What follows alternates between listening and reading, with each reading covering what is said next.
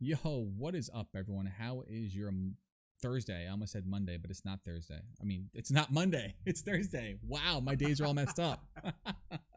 Oh man, it's been a hell of a week. I'll tell you that. So, how is everyone tonight? I hope everyone's having an awesome night. Welcome to the stream. My name is Ryven. How to see you all? Welcome back in.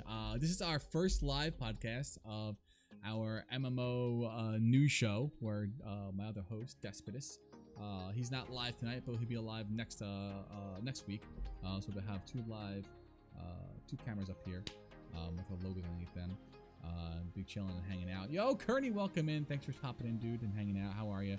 We're gonna do some intros here. I'm gonna start with Deseptus and just give like a quick overview of who Deseptus is, what he likes to play, when he streams, where you can find him streaming, and things like that. So I'm gonna turn it over to Deseptus to say hi and welcome to the podcast. Hey, I really appreciate you having me on here in the podcast. Whoa, good lemon. Whoa, good lemon. Whoa, good lemon. Whoa, good lemon. No, keep going. I'm sorry. Go ahead, keep going. But I really enjoy playing games from like RPGs to action-adventure games and first-person to third-person shooters and stuff like that. And, I also like to play a lot of MMO games, from Black Desert Online to Elder Scrolls Online, and here soon I'm going to be playing on Final Fantasy 14 within the next few months. I'm definitely looking forward to as well. But those are the main things that I'm definitely going to be focusing on my channel. But yeah, that's Awesome. That's the main things that I do on my channel in general. Awesome. What is your channel? Where can people find you? My channel is blive.tv/Deseptus. I've been saying your name wrong the whole time. I call you Deseptus. It's Deseptus. I'm horrible at pronouncing names. You should have said something. It's okay. I'm sorry, man. No, don't apologize. It's okay, dude. No worries, I said your name wrong at first as well. I say my wrong name wrong every night, so it's okay. I'm like, it's Ryven. No, it's Ryven. I can't figure out tomato or tomato. But awesome. There you go. This is link. Deseptus. Deseptus? Oh my god, I'm gonna push it out all day. I'm so sorry. Deseptus. There we go. Deseptus. No, it's okay.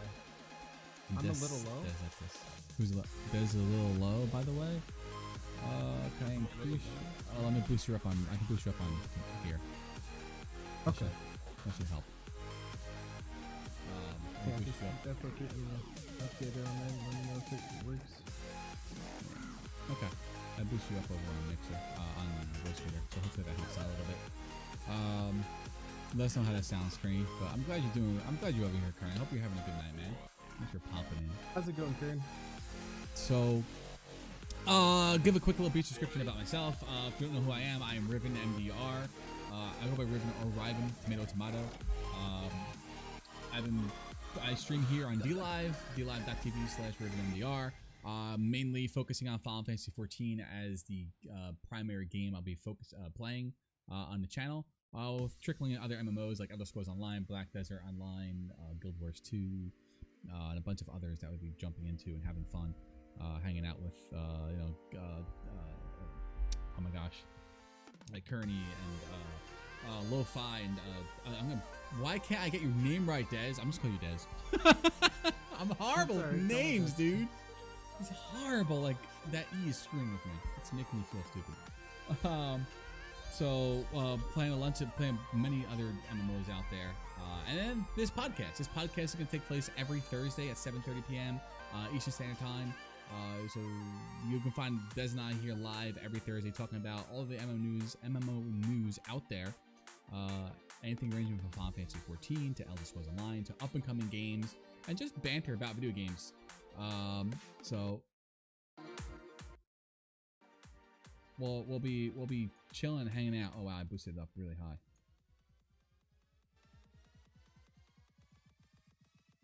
So sorry, I haven't messing with some audio levels, trying to make sure that they sound right. So That's better. All right, cool. Thank you, Karen. I appreciate it. So I think we just fixed that. So now we're good there. But yeah, that's gonna be the purpose of this this podcast. So that covers our purpose of the podcast. I guess we're gonna talk about what else. So the podcast is all about like game talks, bantering about video games, hanging out, chilling, just like if we're all just here having a beer together and just chilling, talking about games, maybe having some debates on them and things like that. It'll be fun. It's probably gonna be as we get further along with the podcast. We're gonna have a lot of MMO news in there, but the main focus of like the MMORPG will probably be Final Fantasy 14, covering their news, what's coming up, what's happening in the game, and things like that. So hopefully it's fun. Everyone has a good time. It's very community focused. So if you have input, please drop it into the chat, and then Des and I will grab the chat after we're discussing to bring in the conversation to bring up your topic or your question to bring into the conversation, so we can go from there. Depending on how many people we actually have in the chat, we either grab it in the middle if it's slow. If it starts getting if it gets popping in here, we'll keep maybe more questions towards the end of the podcast. But we'll see how things go. We'll just go with the flow and everything. So feel free to get involved. That's why we're doing this live, because we want to involve everyone as it is. I like to really drive a community. Community focused, community driven is what I like to make MoarDots. Because MoarDots is our big overarching brand, and we have MoarDotsRadio underneath it, and this is our MoarDotsRadio podcast. Just to give a little, I guess, clarification there. So other than that, that's our intros, purposes of the podcast. Let's jump into the news. I guess Final Fantasy 14 news. Oh, actually, I know, Des, you're looking to start playing Final Fantasy 14. Yep. When you pop over, what classes are you looking at to play? I am thinking about playing Samurai and a Dark Knight. Samurai and a Dark for my Knight. first two classes. You're going. And a Summoner as well. Ooh, you're gonna multi-class. You're gonna join the ranks of. You're gonna do one character. You're gonna do multiple characters. I'm gonna do multiple characters until I get caught up. Cool. Sparky. Sorry, my dog is barking in the background. So yeah, Samurai is. I love partying with the Samurai. I mean, they don't bring a lot of love to a party, except for tons of DPS. Mm-hmm. They just do tons of DPS and just kill things fast, which is awesome in my opinion. But I don't know. It'd be awesome to have a static. Des is still a bit lower than you. Don't know if anything you can do about it. He's still lower than me. I'm gonna boost you up really high. Hang on 1 second. I'll see if I can turn it up from my end. See if that would possibly help. Maybe. All right. How about now?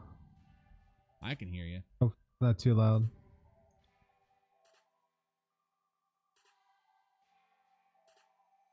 I think that's better. I mean, you're really loud in my ear, so hopefully it's loud out the outside. I had a lower ear. No, you're fine.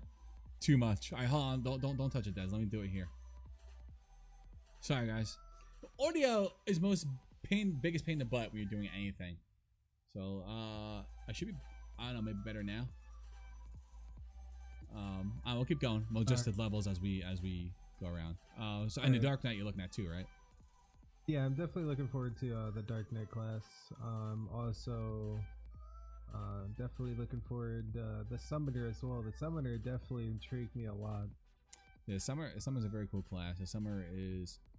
I enjoy the Summer from the aspect of that I can move while I cast and do some pretty decent damage. Explosive, I don't know. To me, the Black Mage, I don't like being in turret. That seems better. All right, cool. So it sounds better. All right, well, we'll monitor it as we go along and see what happens. And I never hit record. Damn it. Sorry about that, Karen.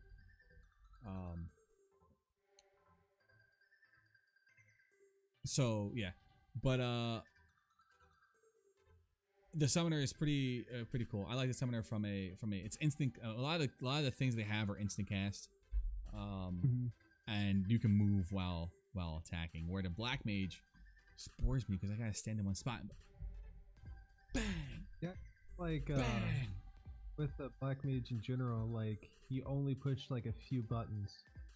There's a lot of buttons you gotta put. I mean, I don't know. The rotation's not as basic as some might seem. I was oh, this is so basic, but it's actually more intrigued, more involved than I think people think. As like Curran was talking to me the other day when I was playing it, and I was reading up on the rotation. I was like, oh wow, it's actually more involved than there really is. But it can be. It's just. I don't know. I feel it's boring to me. Kind of boring. Right. I think you'll definitely like the Summoner. The Summoner's a lot of fun. Audio is a huge pain. If you're starting to look into streaming, I would definitely say take some time to really research your audio because it can be a real pain in the butt. Yeah. And I can tell you right now, people would rather watch like crummy video than just audio doesn't sound good. Like I'd rather, I watch something that's in 360p, but if something I can't hear you correctly, or the game's audio is too loud or too staticky, like people are probably gonna turn away. Audio makes a huge difference. Yeah, I had a major problem with that when I was on Mixer at one point. Yeah, the audio sucks sometimes, dude. Yeah. Sparkster.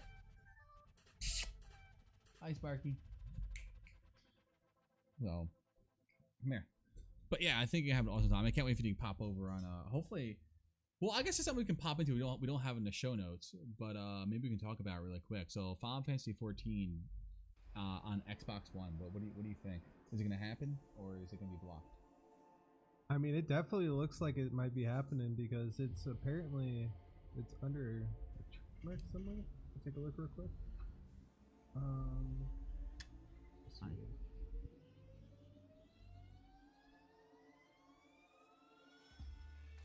We now have Sparky, who is my girlfriend's dog, hanging out with us, right? Mwah.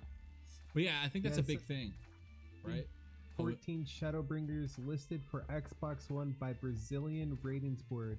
Also, with the Brazilian Ratings Board, they also announced, they showed basically that there was going to be Borderlands Remastered coming out soon, and it turned out to be true. So that makes me think that this could be something real in general coming over to Xbox. That would be extremely exciting. Like I said, we could get you on before you get on before the PC, which would be awesome. Oh yeah, man! And run around, kill some summons and do some trials and run some dungeons and get you up to gear, and it'd be awesome. That'd be so cool. Hopefully it is true. That'd be great. I don't know, Curran. What do you think? You think we're gonna have any luck with having Xbox One receive Final Fantasy 14 in the near future? It'd be awesome if they did. I'd be so excited. Because that was just, there's a lot of people I know on the Xbox that I want to play it, but don't have a PC or a PS4. I've been waiting for it for years. Yeah, I know. My sister's fiance ended up actually going out and buying a PS4 because she just wanted to play the game so bad. And then he ended up getting a kick-ass laptop and now doesn't play on the PS4 anymore. Right? Also, yeah. So many potential new players completely. Oh, sorry. No, you're good, dude. Go ahead. It also might be coming to Nintendo Switch and the new Google system as well when it comes out. Google? Yes. Oh, yeah, what the hell is it called? I'm going to shrink my camera down just a little bit. I'm probably never going to get it, to be honest. No, I'm not. Streaming gaming is not for me. That's another topic of discussion. You need a hot, yeah. We'll talk about that eventually. Yeah, it'll be a good topic of discussion. But, yeah, no, to Curran's point, it would bring in so many new players. Like, it would open up so many new players. I just don't think Sony wants to play nice with Microsoft. So, but we'll have to see what happens. But I agree with you, Curran. It'd open up so many new players, all new player bases, and just really make the game awesome. A lot more awesome, I think. Have new players. But now, how would that work out, though? Like, if they did implement crossplay and people were, like, way ahead, how would that work? Would everything like balance out from when you group up with people? Yeah. So I think it would still work the same way it does today. So if you're like level 60 and you have someone who's level 25, if you group up through like even if you're in a party together and you join a dungeon, it scales you to whatever that dungeon level is. Oh, okay. So it's pretty cool. The Switch version worries me a bit. I'm worried that it will limit the game in the same way PS3 did. Yeah, I agree with you. Like the Switch is not what the Xbox and the PS4 are, so I'm a little worried about that, but we'll see. Right. We'll see what happens. I mean, they do have like the Switch Pro controller, which is technically a similar controller based on the Xbox. in a way. Right. And it has the same amount of buttons too. Yeah. No, I don't know. Well, only time will tell. We'll Only see time though. will tell. I mean, it's got the same remotes and everything, but I think we're talking more of like the hardware limitations. Right, but I mean, look at Warframe though. Look how Warframe turned out for the Switch. The Warframe works pretty good on the Switch, but I think the differences between the Switch is that the difference is that you're not interconnected or intra-connected. You don't have Switch on Xbox with PS4 with PC. It's all just it's all standalone versions because there's so many things that have to go into making the console versions of each. So I mean, I would love to see Final Fantasy 14 mobile. I would love to go mobile and play that. But like, guys, hold on, I gotta pull over. There's a raid going on. So it would be just cool. like go on the plane and stuff and play it that way. Yeah, right. Just like, oh, I'm on my way to Japan to go visit the Eorzea diner, but I'm gonna chill out here while playing Final Fantasy 14 on the plane. Because that's cool, right, Sparky? Yeah, man, that'd be pretty cool. Have some beef jerky? No, you cannot have some beef jerky. Back off, dog. Relax.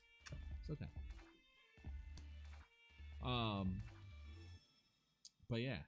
So I don't know. We'll see. I guess more to come on the Xbox One version of and the Switch version of Final Fantasy 14. We'll keep everyone posted as we hear more news on it. But I think it will definitely be, for the Xbox One version at least, it'll be great for new players to come into the game to just build up more players. Because I know if it hit the Xbox One, I'm sure MMORPG players would definitely play it for sure. So it'll be very cool. Yeah, I'm definitely hoping it comes to Xbox now. Yeah, I hope so too. But I guess we'll see what happens. Yep. So first topic of Final Fantasy 14 here, state of the game. So this one, I feel like, I don't know. I was playing Heavensward and I came to near the end of Heavensward, and then they released Stormblood. I don't know. I felt like the game took a weird turn. I didn't like it. I was no longer interested in it.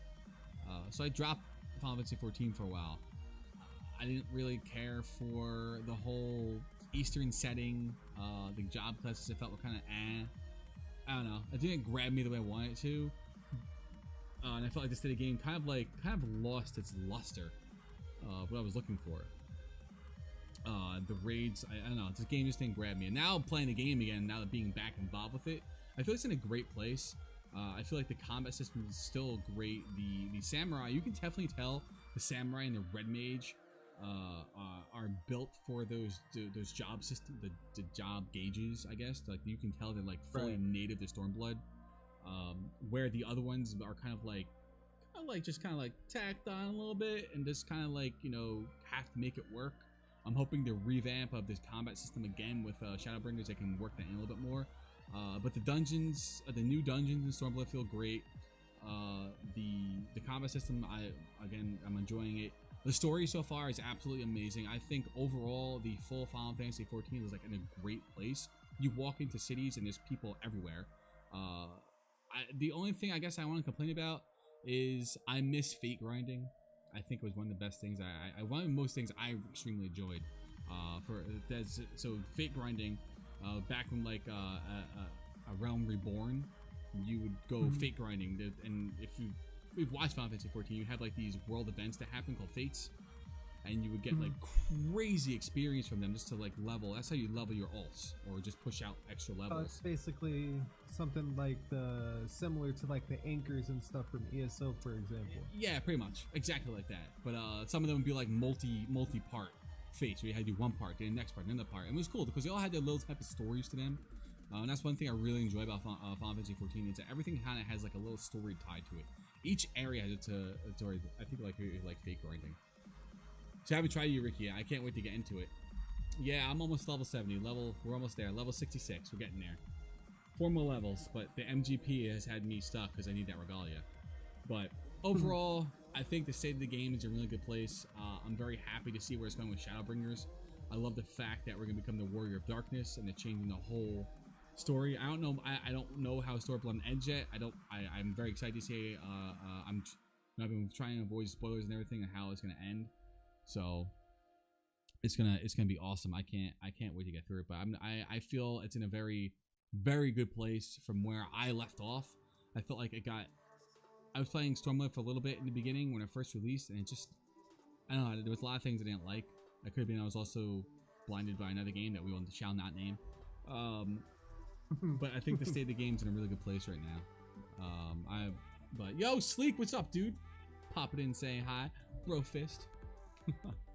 So, I think just the whole game. I don't know. I'm gonna say it again. The whole game is in a great place. I don't know if anyone in chat has different feelings, or maybe just from like your research, or Des, like what your thoughts are. Oh, audio went up for a second there. Yeah, love you. I love you too, Sleek. But yeah, so we have and then for Final Fantasy 14, talking about Xpac, we have Shadowbringers coming up, dude. Look, I'm super excited about Shadowbringers. Yes. Look at that. That's so exciting. The Warrior of Darkness. I'm excited. Hope your Thursday is stellar. Yo, it's going awesome, dude. How is your day going? The Shadowbringers, I'm super excited about. We're getting boosted to level 8. We can level to level 80. We have the, oh my gosh, I am super excited for the was it the Gunbreaker, Gunblade tank? Yes, that's what. Oh my gosh, Gunbreaker looks like it's gonna be awesome, man. It reminds me so much of Squall from Final Fantasy VIII, man. It's, oh my gosh, yeah. Definitely has a Squall feel, or Cypher feel. I think it's in a good place. The game isn't quite as good as Heaven's Word Census is. That the Stormblight stories. Okay. The other complaint I see a lot is people don't like the predictability of new content. The predictability of new content? What do you mean predictability? Like what's gonna happen in the story, or what's gonna be coming out based on like every what's we call it? Like every patch is like new dungeons, new raids. Is that what they mean by predictability? The bees bringing home Lord Stanley Cup. Is that? I'm guessing that's a hockey team. Yes, Lee. So I guess predictability of content. Are we talking about like what they're releasing every patch,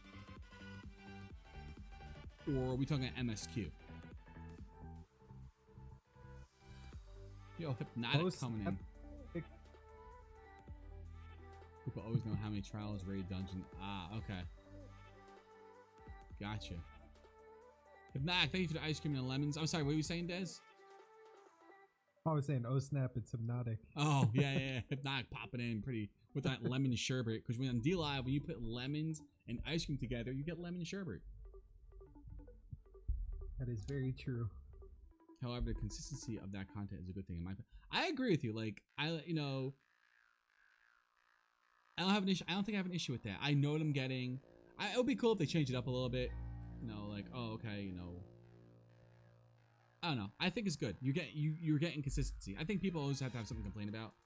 There are MMOs where you get nothing for like 6 months, and then finally you get one raid, and then you beat that raid. There's like some other games I was playing. Every 90 days, you got new content, and you got one raid, and that one raid might have lasted you for a while, but there's nothing else that happened. Around there, like inside of that patch, you're getting dungeons, you're getting raids, you're getting trials, you're getting more story. Like Final Fantasy drops a lot of content, in my opinion. I think it's a great thing, and the consistency is good. Yeah, that actually does sound like a good thing, because the more stuff that you get to have in general, you will have more stuff to do over time. Right. No, I totally agree. Right, this doesn't get stale pretty quick. Like we're playing other MMOs, it's like, all right, well I beat that dungeon, and now I gotta wait for the next reason. And there's really no reason, like in other games, to farm a dungeon unless you're farming in the highest version of it. So, whereas like you're going through the next part of the story in Final Fantasy. I don't know. I like what they do. And then Curran says, and they do till do new things. Oh yeah, they do things like Eureka, treasure map portals, have it on high. Right, so they actually give you content that's going to be worthwhile doing. It's not like, oh, here's a new dungeon and that's it. They give you some things that are going to last for a few weeks, months, to keep you busy. And other ways to level your characters, other alts and whatnot, or jobs on one tune. Well, not tune, one character. Because like on other MMOs, man, stuff got really stale and dry really quickly. Yeah, I'm not gonna did. say that the other games, but Nope, I completely agree. So Yeah. I agree. It's just overall, I think the game is in a great state. I think they just need to keep doing what they're doing, keep pushing forward with it. Shadowbringers, I think, is going to bring a whole new spin to things. Spinning up into going through the world of the first to become the warrior of dark to fight the light. So I really like what they're doing. The gunbreaker and the dancer, I think, are bring a lot of different flair to the tanking and DPS game. And I would love to see Yoshi P surprise us at E3 with a new healer. I would lose my mind because they definitely need a new healer, but I know they need to work on the Astrologi and the Scholar because they kind of fall into like the same, like almost the same feel of what they do. So I guess we'll see what happens. I mean, it'd be so cool if they released that E3, but I don't think they will because if they want to balance out the healers first. I think we had that in our last conversation, you and I, Kern, when we were talking while we were playing. So we'll see what happens, but I think it's in a great state. So Shadowbringers, for everyone who does not know, the Xpac comes out July 2nd. So make sure you are going through Stormblood now. Get through your story. Get through the MSQ. Do some of the raids. Do Eureka. Get your gear, and just get ready for Shadowbringers. You know, I think it's gonna be a great. I think the expansion is gonna be amazing. Make sure you at least, if you have the collector's edition or the complete edition, I guess, definitely do every single MSQ so you can be ready for so you can be ready for Shadowbringers at the launch. Because if you're not ready for Shadowbringers on July 2nd, if you did not complete the last Stormblood quest, you cannot start the Shadowbringers quest. So make sure you're level 70 and you have completed the last Stormblood MSQ, and then you'll be set to go. Do some Eurekas, do some raids to get some maybe the higher gear so you can be prepared for your Shadowbringers, and jump into that and get ready. It's probably unlimited jobs is another brand new thing. It didn't land well with everyone, but he's still doing new things. Oh yeah, he's talking about the Blue Mage. So the Blue Mage was a limited job. I think you can level it to level 50, or like it starts at 30, you can level it to level 50. It really doesn't belong in like it's kind of, I guess it's kind of like a mini game, like a mini game in a job. Like the Blue Mage, you can pretty much well, you know Blue Mages from Final Fantasy does, right? You can pretty much grab almost all the abilities from all the monsters throughout the game. So that's what they got me the Blue Mage for, but it's very limited. I haven't messed around with it yet, but just like hearing the way that it worked and whatnot, it didn't take very well to a lot of people. Other people think it was great. Other people are like, I think, this is dumb, but I think they're toying with the idea to see what they're doing with it, how it's going to work, how they're going to fit it into like main content. Because the way that the Blue Mage could work could be a very overpowered class. So I think you have to be very careful with it. Because if you can pretty much get boss abilities, so they have to work it in very carefully to make sure they don't blow it up. So it'd be very cool. Yeah, definitely would.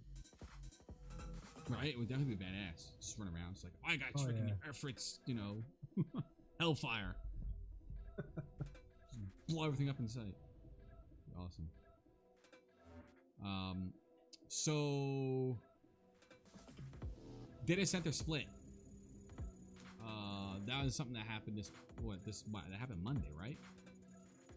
I think so, yeah. Yeah, I think that happened Monday, where we pretty much got. I have it here. So I'll bring this up here. So, whoops. Oh, we're going the wrong way. Content, and I think it works well in that context as long as they provide decent content updates for it. True, very true. Yeah, I agree with that. That's cool. It's something different to do. Something very different to do now, and just, I guess, a different aspect of the game. So it's neat. I'm looking. I definitely want to try it out. I just need to get through what's it called, Stormblood, and get the Regalia. If you have not gotten the Regalia yet, make sure you do the Final Fantasy 15 story. the Final Fantasy and Final Fantasy 15 crossover event. You have until it started a few days ago, maybe like a week ago. I think you have until I think what day it ends. I think it goes until it begins April 16th. So it started a week ago about, and it goes until sometime in May. I forget when it closes off in May.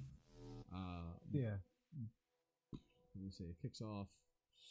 I don't remember when it closes in May, but it started off. You got a few weeks. I think it's May something. I think early May, if I recall. I don't remember the actual day it closes out, but make sure you do the quest, the Final Fantasy 15 and 14 crossover,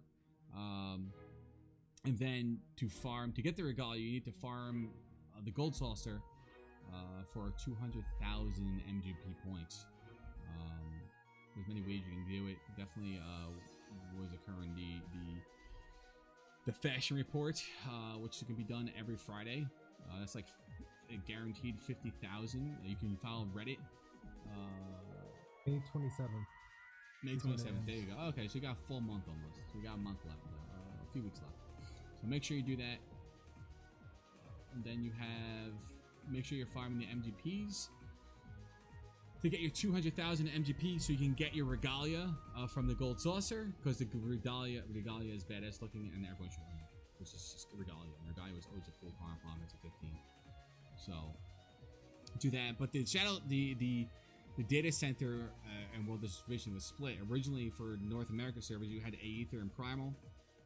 They took it and split it, so now you have Aether, Primal, and Crystal. It's this for like server congestion, players, being all on, pretty much on one data center, with like, it's like what, 16 per. So they split it up, or 12 per.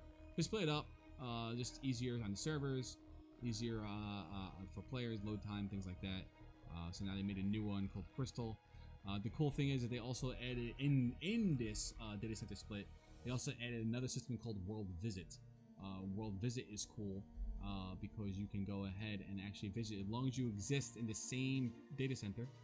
If you play on Cactar and you want to visit someone in Genova, you can actually opt to world visit your friends in Genova, which is very cool.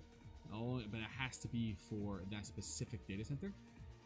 But you can use Market Board, you can hang out, do dungeons, things like that, and visit them, and then go back to your server. So it's very, very neat. Definitely check it out if you're looking to, don't want to transfer servers while your friends are, but want to visit them and hang out with them, and maybe do things in game outside of dungeons and things like that. So it's pretty cool, pretty neat. I like the idea they did that. It changed Final Fantasy 14 forever. I haven't logged in to play around with it. As life has been a little busy, right, Sparky? So, but I plan to check it out this week and play around with it. But it seems very, very cool. I definitely think that it is really cool that with the whole server merges thing, where you can be able to switch from server to server to hang out with other people. Unlike most of the other games in general, you have to pay in order for you to switch servers and stuff. Right. And I like how the way that Final Fantasy is implementing that into there, and you don't have to pay for anything. I completely agree. It's very, very, very cool. They did a really good job with it. It's called the World Visit System. So if you haven't seen it, oops, here it is. So as long as you're on the same data center, so like here's the example: data center A, world A, B, C, you can visit, but if you're on data center B, world D, E, F, you cannot visit. It's pretty simple. You're gonna go to your Aether. You need to pay to change your home server though. You have to pay. Well, yeah, if you're gonna actually like switch servers, right?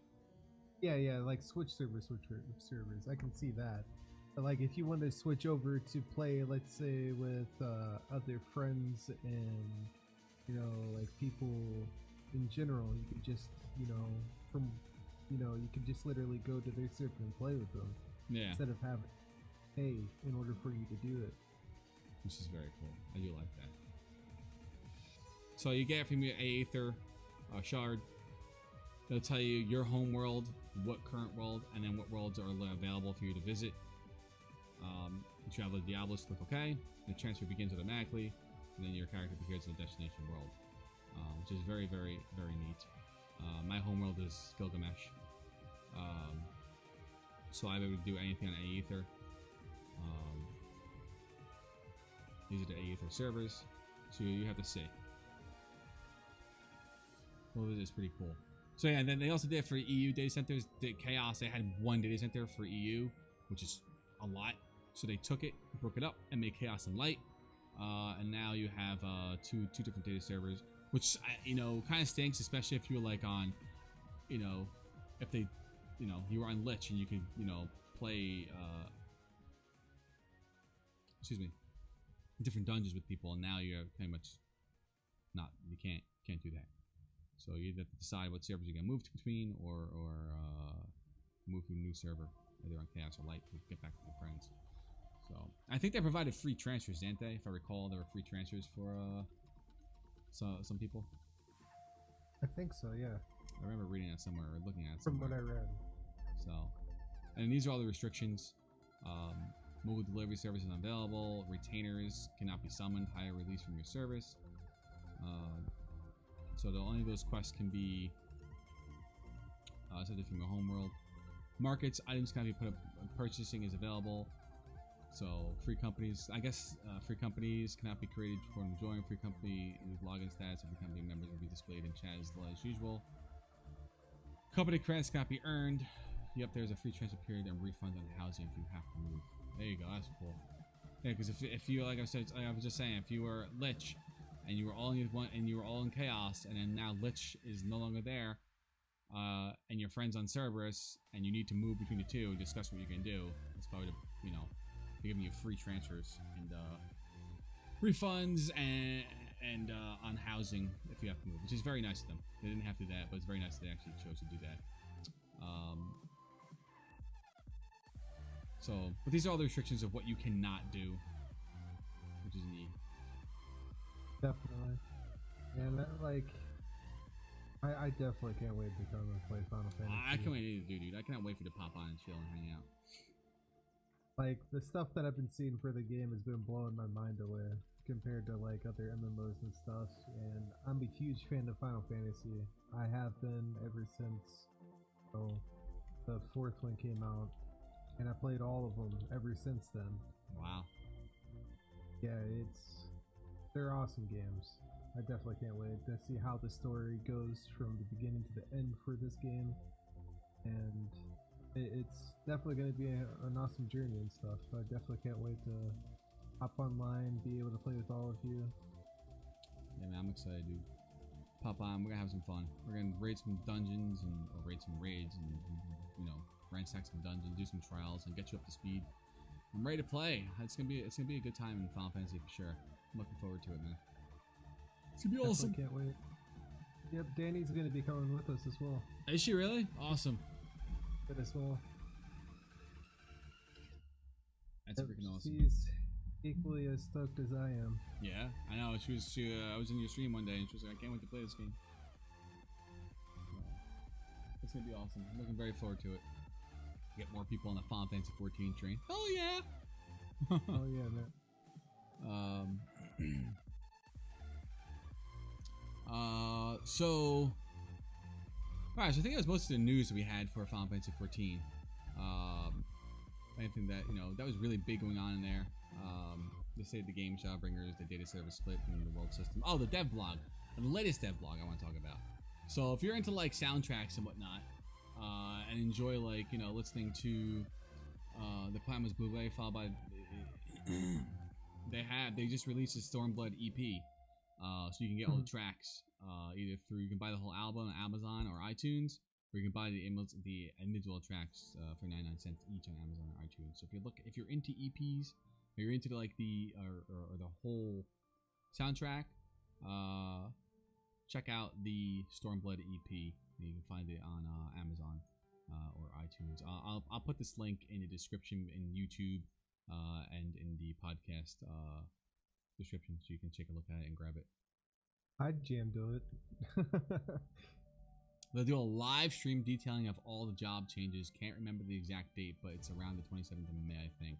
Yo, that sounds awesome. That's something we'll definitely be needing to catch, and then we can bring that to the next conversation of Final Fantasy 14 for the live streaming for the job changes. Right. I'm looking forward to that because that'll be cool. I'm looking to see what they're gonna do with the job changes. You know, the fact that they're actually that's something else we can add in there. The fact that they're adding in this could be one of the things we talk about Final Fantasy 14 Talk. That they're getting rid of tactical points. No more TP. I don't know how I wet my butt, but they're getting rid of TP. Oh yeah, I heard about that. Yeah. Wonder what the thing is behind that though. Yeah, I'm not sure what the whole thing. Out at the live stream. Pretty sure. Yeah, I'll probably discuss it as we get closer to. I know it's gonna be like a blend of like mana for like physical classes. So I guess we'll see how it unravels as we get closer. But I'm excited. I'm excited for that change. So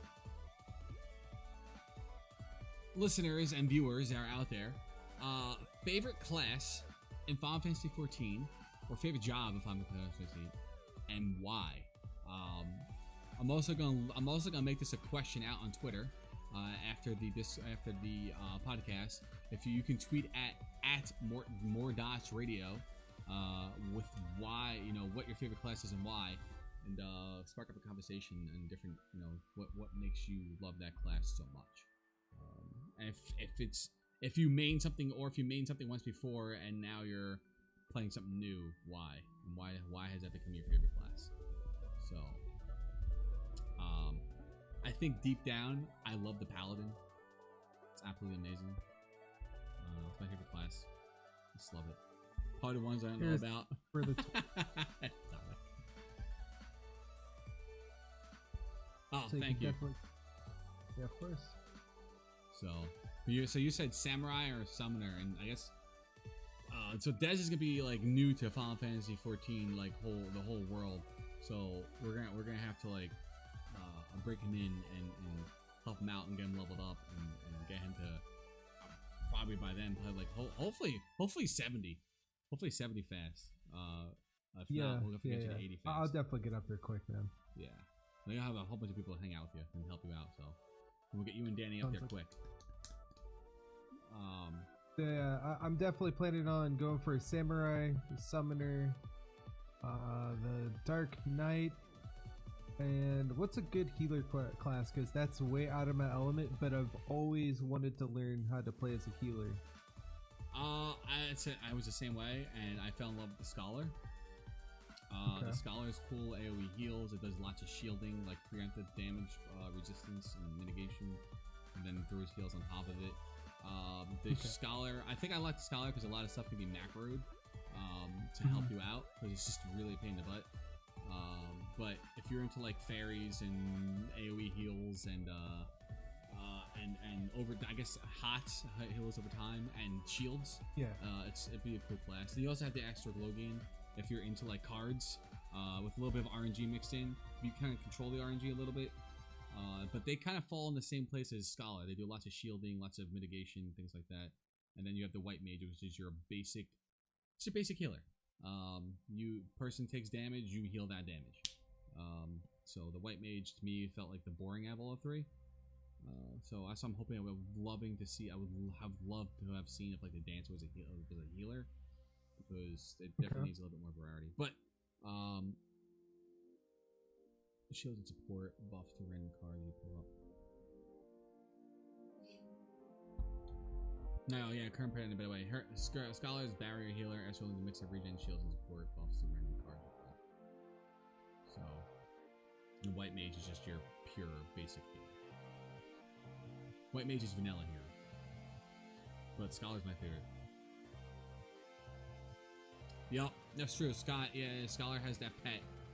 And it has some nice abilities that can boost your healing and their healing, and it just you can make like an ultimate macro to just save everyone's life with a click of a button. I don't know. I like feeling powerful, and the Scholar makes me feel like a powerful healer. And I like that feeling. So it's very cool. So in my opinion, if you're looking into like getting started into, oh, sorry, go ahead. I think if you're looking to get started into like healing, the leveling the Arcanist and then going to Scholar would be a good choice. And the cool thing is, if you're leveling on Arcanist and then you unlock Scholar and then you unlock Summoner, even if you play Summoner or if you play Scholar, you're gonna level up both those either way. So if you're leveling a Summoner, you're also leveling a Scholar. If you level a Scholar, you're also leveling a Summoner. It shares the same XP. It's just because it's the same base class. So that's a bonus. So That's pretty cool. Yeah, so if you're looking to play as healer, definitely play it as Summoner like first, because then you can unlock both of them and then play whatever one you want.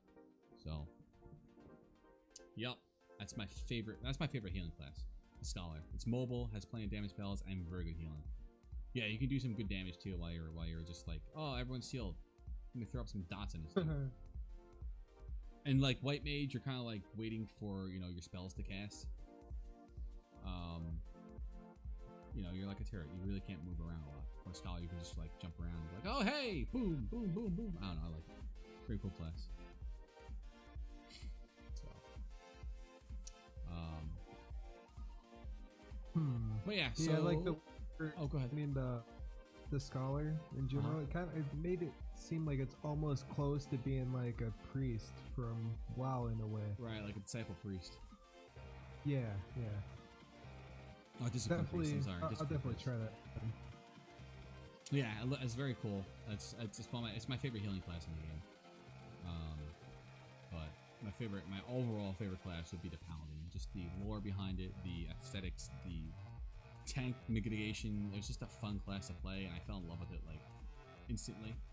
I keep trying to play other tank classes, and it just doesn't do it like for me like the Paladin does. I like the Paladin a lot. Can't help it. It's my favorite class. So that's you're all speaking gibberish to me. But I'll definitely tweet that out from the MoarDotsRadio account, and then feel free to answer on that of why your favorite class, or what your favorite class is and why.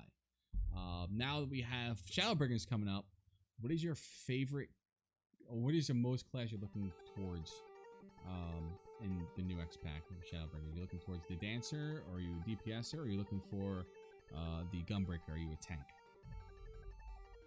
Gunbreaker. Yeah, the Gunbreaker I'm definitely looking forward to. Definitely has a lot of Squall vibes to it. I was also always a huge fan of Squall. The story behind him as well. Yeah. Yeah, no, I like the I definitely like the looking forward to that one class that does a lot, one thing. Good night.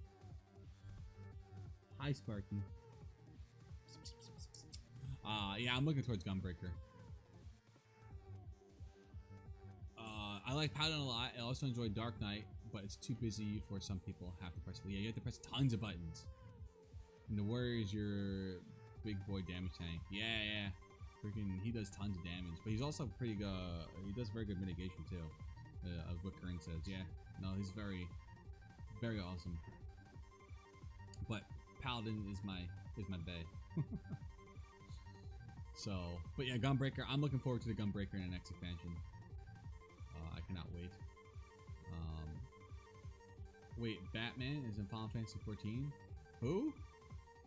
Batman, Gunbreaker. Did I say Batman? Oh, Dark Knight. Ha ha ha ha! I got it. That's funny. And well, Dark Knight's a tanking class that does lots of damage using like Shadow or Dark, or to the opposite of the Paladin. Instead of using light, they use Dark to attack. Darkest Knights, right? Now, what does the Dark Knight usually do? Is it like AoEs, or for like to keep aggro and stuff? You said that the Dark Knight does AoE over time, right? It has I guess two attacks. Like Unleashed. aggros? It's called Unleashed, is like its main attack that does AoE damage. And then it has Assaulted Earth. I don't know if that builds an immunity though. I can't recall. I only played the Dark Knight a little bit, but I knew Unleashed, like if you're pulling a bunch of guys, use that. If not, if you're working on one guy, you have a a combo that you can follow that will build damage up on like one target, and then but you use Unleash if you're grabbing like 3 more targets just to build the immunity on all of them. And then you also use Grit to pretty much reduce your attack but build up your defense and increase the hate on you. I see. And then Dark Side, but then you also increase Dark Side, which stops MP generation but increases your damage. So the Dark Knight's actually a very cool class. It's very neat. Like Curran said, it does have a lot of buttons to press to really get your combos going and keep your MP up. It's not like you really need to pay attention to what you're doing. You really know your combinations, what buttons to press, so you're not like running out of mana or running out of Dark Blood, because it will cost you. So.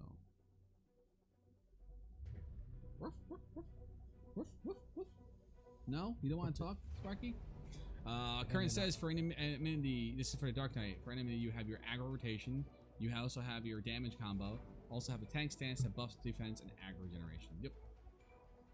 Oh wow. Okay. Yep. It's like all stuff. Yeah, I named them, but yeah, that's a simple version. But yeah, it's you got your aggro rotation, your combo, your unleashed, your earth, and the tank stance. Great, is very cool. It's a very cool class. It's a very flashy class. It's a very neat class. So I think you would like it. So, yeah. But to unlock it, you have to be level 50 and have beaten level Realm 50. Reborn. Yeah, I'm gonna be leveling up my summoner or samurai first. Yeah. Well, you have to get through. So just so you're aware, you have to get through a Realm Reborn, then Heaven's Word, and then you can unlock the samurai. You can't just get the samurai at the very beginning. You have to get through. You have to get through all the combat. So you're probably like, if you're looking to do something, you probably like your first class will probably be your summoner you're playing in. All right, I have no problem with that. And then you probably get your Dark Knight, and then you get your samurai. Talking about Final Fantasy 14, I'm gonna do a shameless plug. We have a giveaway going on for it. I'm gonna drop the link here in chat for people who are interested. I'll also tweet this out. I'll also put this in the description. It ends this Tuesday coming up. We are giving away the Final Fantasy 14 Complete Edition, a 60-day game card, character and story boost, plus a copy of Shadowbringers. So it's pretty much the full-blown starter kit for Final Fantasy 14 for people who are looking to play it. It will be for either PC or PS4, whatever version you want it for. And the giveaway ends this Thursday, so get in if you're looking to get in. I'll tweet it out again tonight. I'll put it in the description for the podcast. This podcast will be up tomorrow. You can listen to it tomorrow. Oh snap! Yeah, so we'll be able to listen to this tomorrow. Pretty much wherever you can listen to podcasts. That's gonna be awesome. This highlight will also be up on YouTube. So yeah, it'll be fun. Yeah, just to Curran's point, Des, the summoner starts as being called the Arcanist, as we discussed earlier. So you gotta start off as the Arcanist, and once you hit level 30, you then become the summoner or scholar. I would recommend unlocking both of them. So you when you're done leveling the summoner, you also have a level 70 scholar or 80 scholar. Oh, okay, cool. So I'll just do both job classes at level 30. So Dancer is going to be the next new class as well? Dancer will be the next DPS class, yeah. Looks cool. You know, if we played Dancer like in Final Fantasy 5 or anything like that, it was a pretty cool. Yeah. Pretty cool class. Also, Chrono starts pretty damn slow, but yeah, it does. Most classes in Final Fantasy start, which is why I think many people get turned away from it. Is it starts out slow, but it picks up. But it builds up. Yeah, it picks up. So just give it time. You'll be like, oh my god, I'm pushing one button this whole time, but it does pick up. And once you get your dots and everything, and your pet, Carbuncle and whatnot, it picks up. So it'll be fun, and you'll have me and Kern and Lo-Fi and Prim and a bunch of other people to play and run you through and help you out. So you won't be without friends, right? Definitely can't wait. I can't wait for him to play. Me, the Sparky high fives. All right.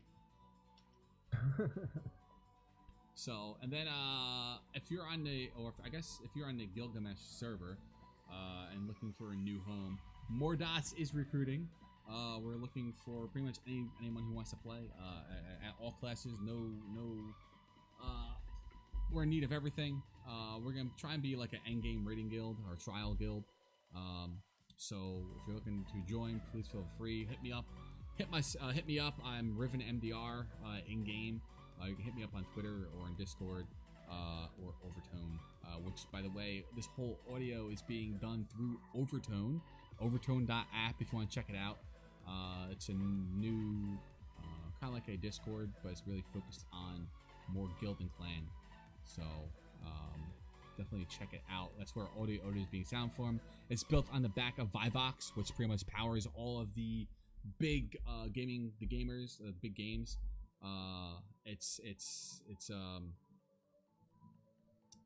PUBG uses it, Fortnite uses it, Ubisoft uses them. They've been around for 14 years, so it's got the scalability for voice, and it's gotten some cool ideas coming down for the text chats and whatnot. So definitely give it a check.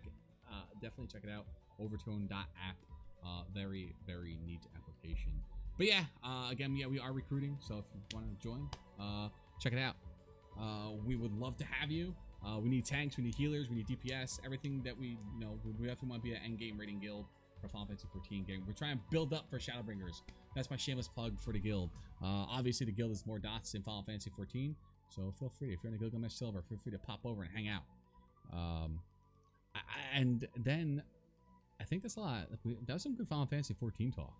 I think we covered a lot there. There's a lot we spoke about. I don't know if you have anything else you want to discuss with it. We have a few things to tweet out afterwards, but I think we can move on to Elder Scrolls. No, that's about it for right now. Okay. What's up, Danny? Welcome in. Hey, Danny. It's no problem. So ESO news. We don't have much for ESO news. We have the anniversary event going on right now. Where we're in week 5 right now. I think it is week 5. Yes. So right now, if you're playing Elder Scrolls Online, it is week 5.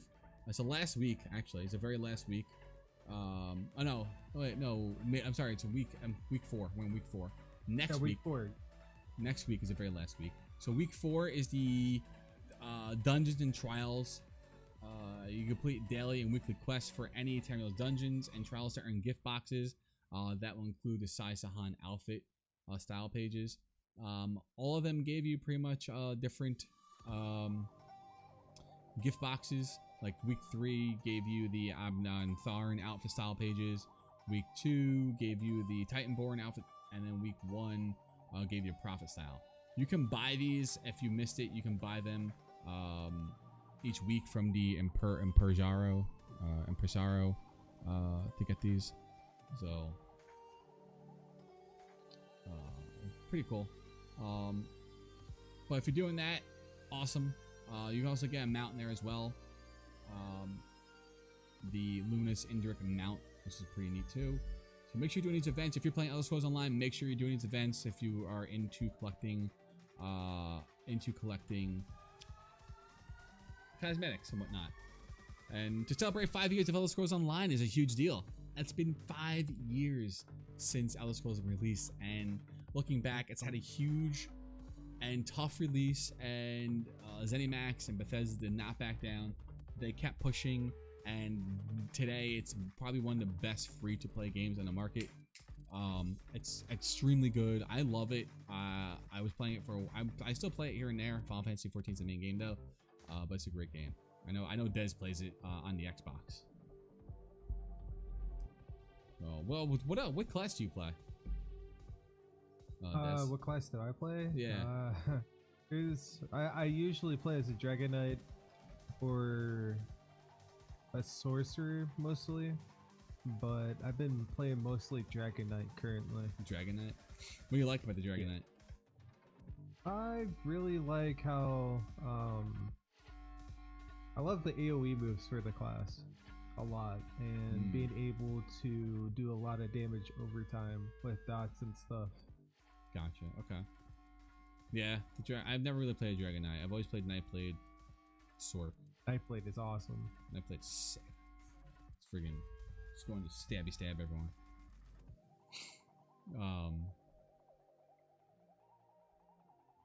He keeps me alive. You healing? You heal with your Dragonite? No. She like I keep her alive overall. Oh. That's awesome. Yeah, and I've been playing a Warden. I'm playing a solo class Warden. I made a weird build that just kind of like focuses on soloing. It's pretty cool. I can solo like I can't really solo much things yet. But I'm getting there. The build's there. I just hit 168 CP.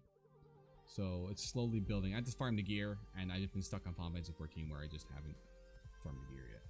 14 has grabbed me by the balls, and they won't let go. Because Final Fantasy 14, because it's amazing. Yeah, definitely. Man, like, I need to level up my Nightblade and my healer. Yeah, definitely. But then this game, Elder Scrolls Online, also has a Xpac coming out. It's called Elsweyr, June 4th, and dragons are being unleashed. I know it's older news, but just reiterating it, it absolutely looks amazing. I cannot wait for it. June 4th, we're definitely going to be jumping in and playing some of that and grinding the hell out of Elsweyr story. The prerequisite story, or the prequel, as you want to call it, was a lot of fun. Poor Abner Thorn, thinking he was doing good, only to find that he unleashed hell onto Tamriel. So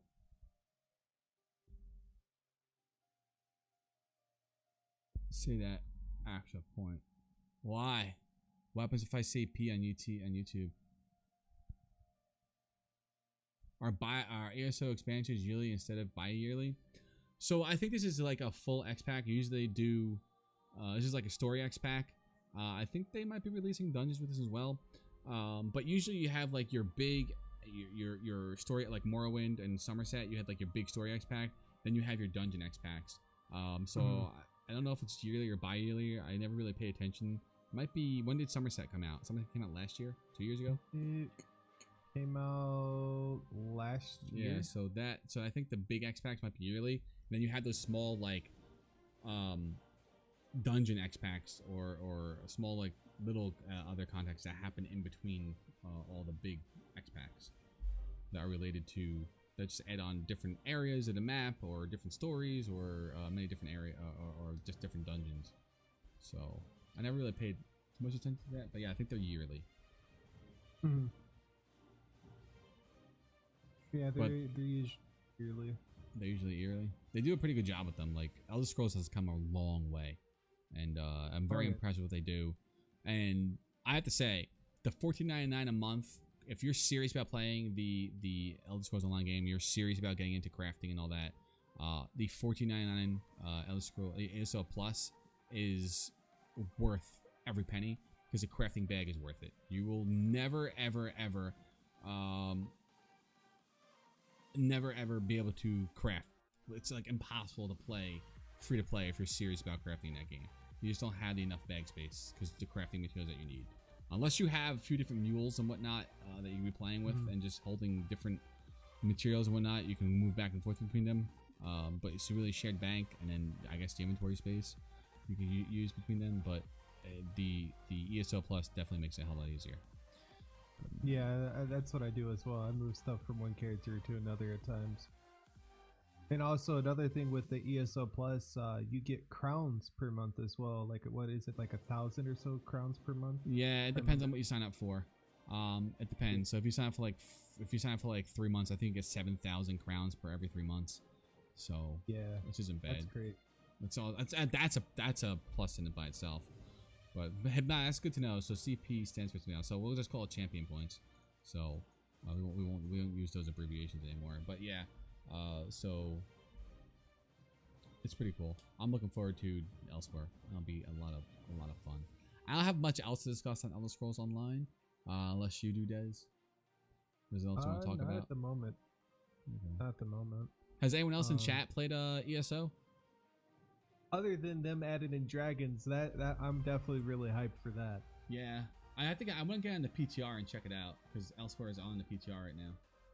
Oh, and the Necromancer class. Yeah. Oh my God, how could we forget about that? Yeah, the Necromancer class is gonna be ridiculous.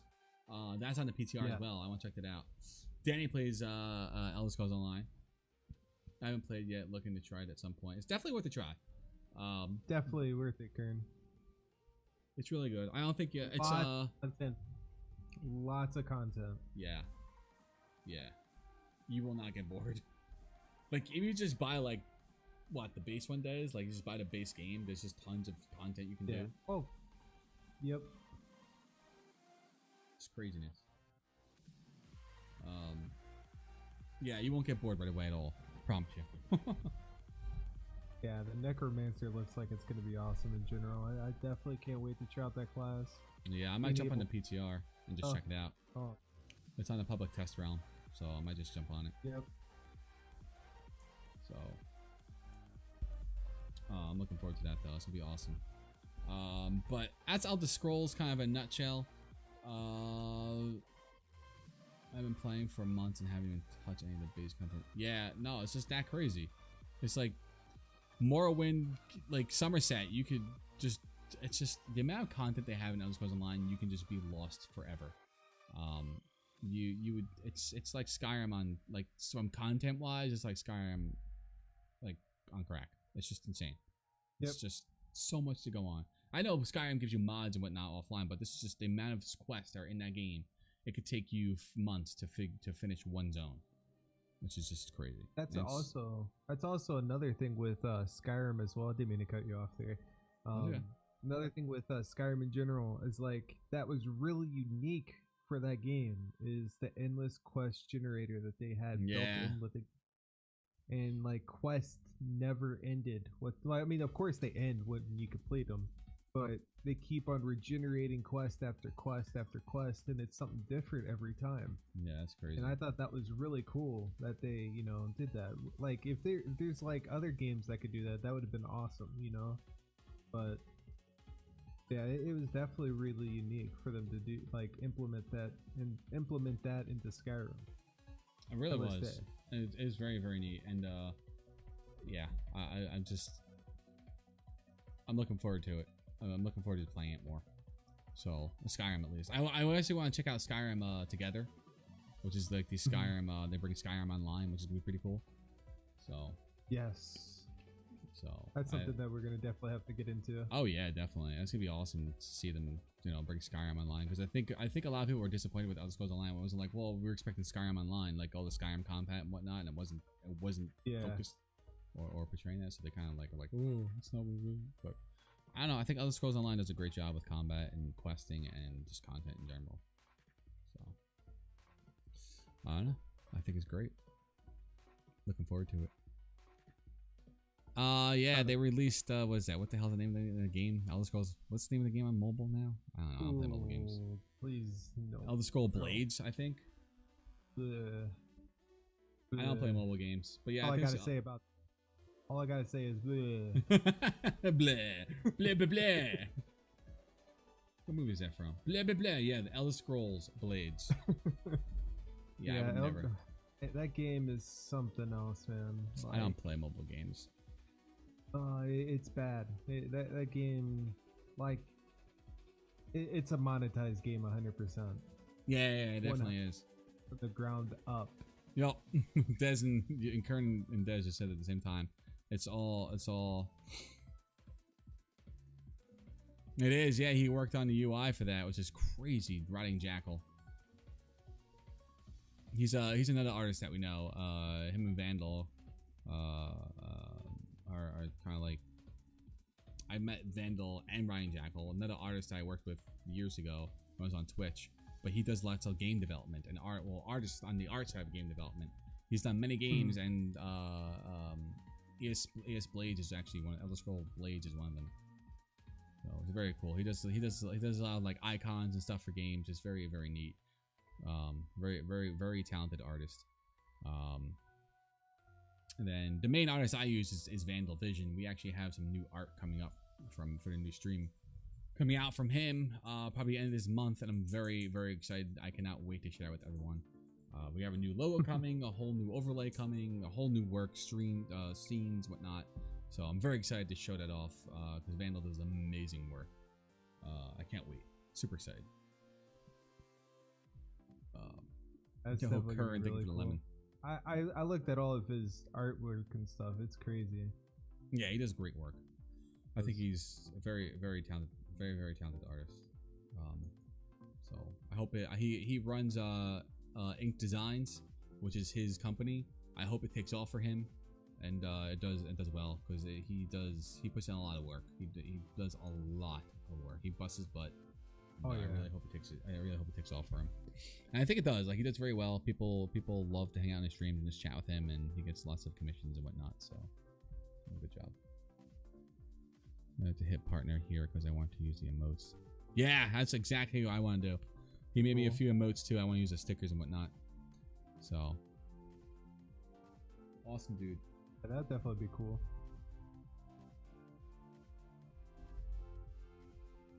Speaking of that, how is that program gonna work for DLive? Which one? The referral program? Yeah. It's open right now. So if you're not a non-partner, you can sign up and become for a referral link that you can give to other streamers that are like on Twitch or Mixer, and refer them over here to check out the platform. I think once they sign up for it, they have I would tweet about that the other day. Yeah. This is a little off topic. We can discuss this really quick because it is in relation. Yeah. But they sign up for it, and then they have a 10-day time frame. They have to reach 100 follows, and I think I have many views. I want to say like 20 views in that time frame. But let's just look it up. We can go over it together. Sorry about that. No, you're fine, dude. Please, no worries at all.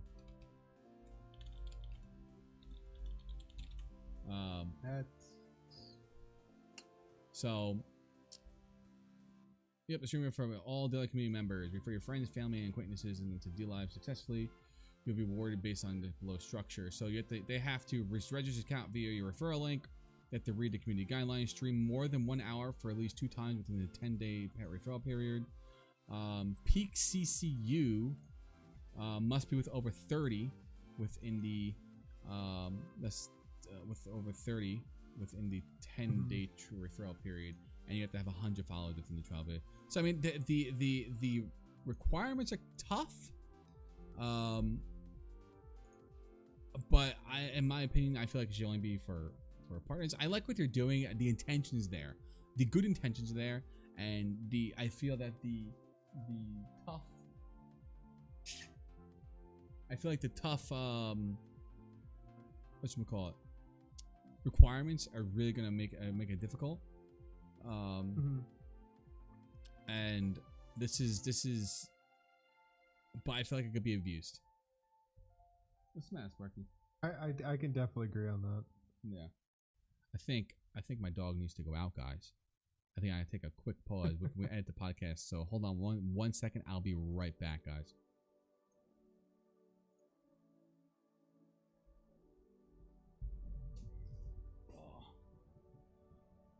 Come on, Sparky.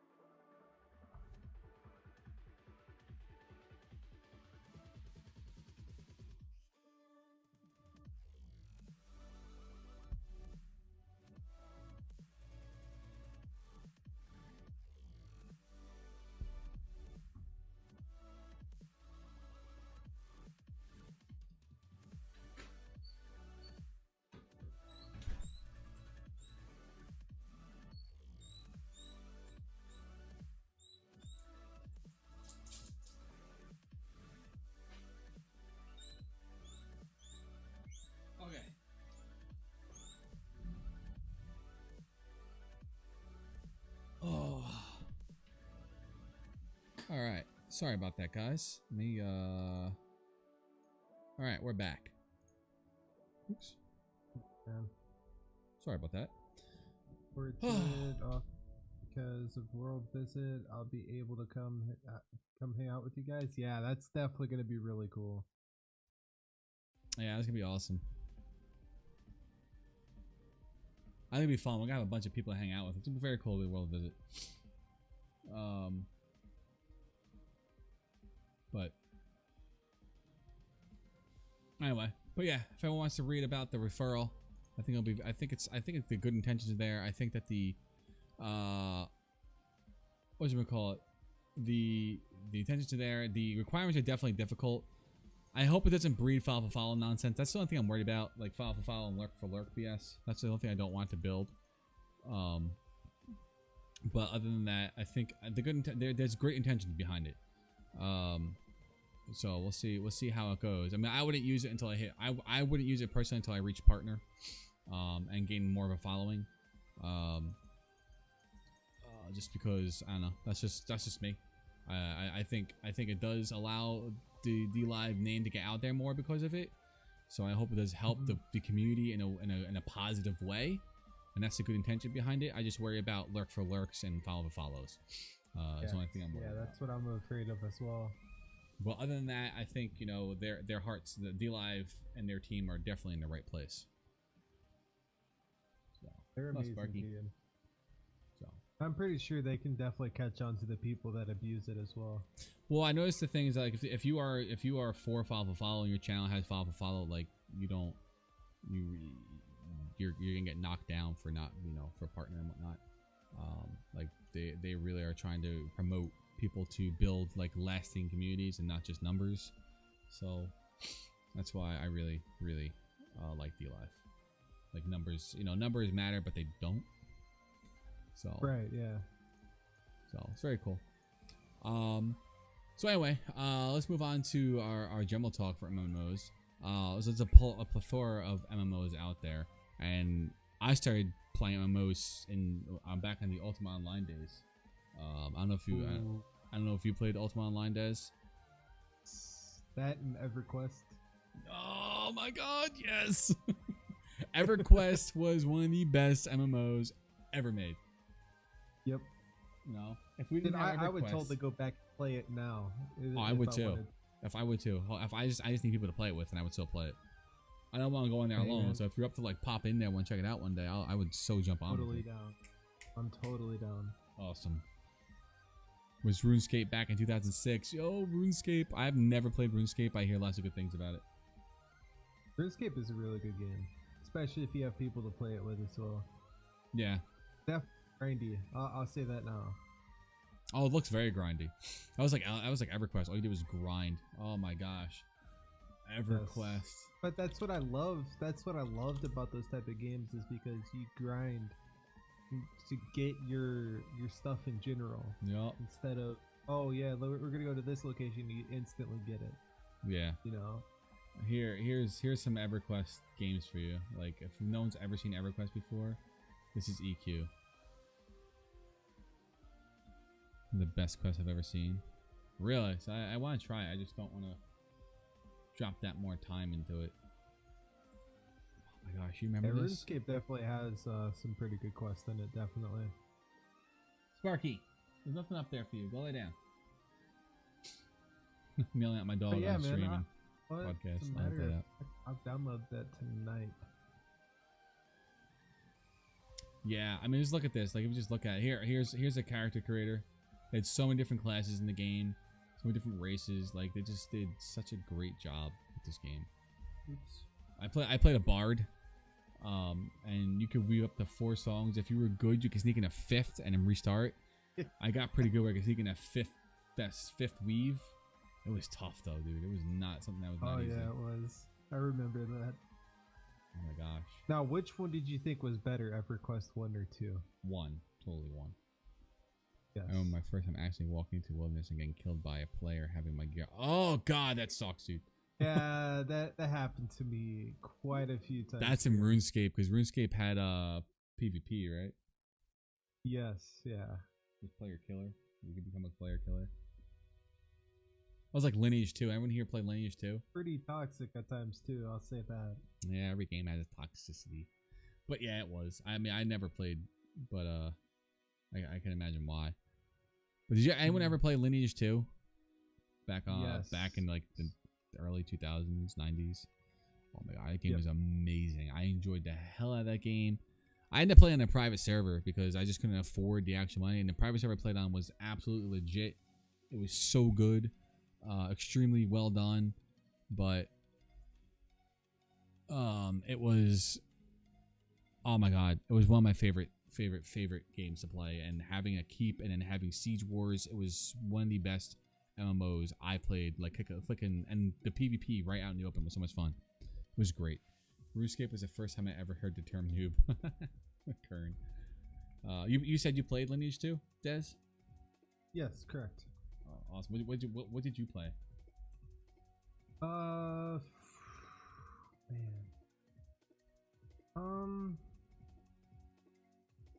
No, that's a hard question because it's been so long. I remember playing a Dark Elf Wizard, I think it was. Which is a very cool class. And there was the Archer class too, I think I played. I don't know. And there was that one class, the Shilling Knight, I think it was. Yeah, I think that's what it was, yeah. The Shilling Knight was badass. You had a dancer in that class too eventually. Yeah, they did. So, thank you for the lemon, Kern. I had to turn off alerts because they were just so loud.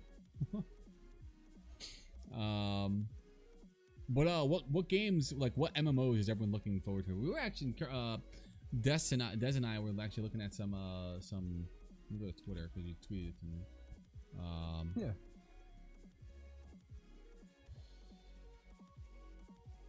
Let's see.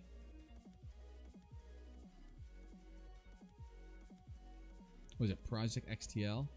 I'll pause the music for this. I think it was, yeah. New Year's I play like background music for it, yeah. Yeah, here we go. So this is one of the MMOs we're looking forward towards right now. This is a stupid ad. Skip that. Project TL. Let's see in that gameplay. It's made by NCSoft, who created Lineage 2. So.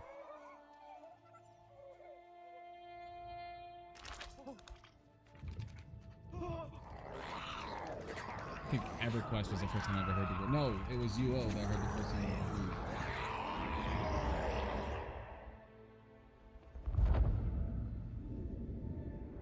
Yeah, EverQuest, yeah, I remember. You're such a noob. This is Project XT, or yeah, XT? Project XT? Yeah, I think it's XT, yeah. So, it looks ridiculous. It looks really good.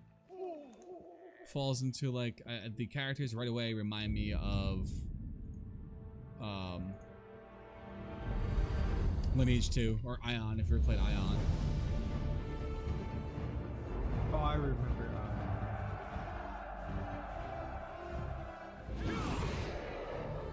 Like the combat actually looks good. Like this is actually like gameplay. The combat looks sick. It looks more like it's isometric combat than it is like, but it looks insanely good.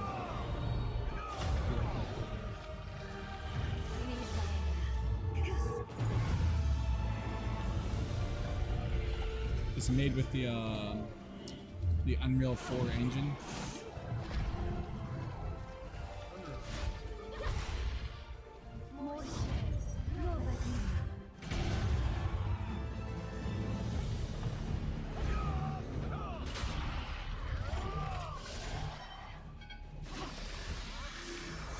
The fact that you can change environments and then have another player affect it, that's sick.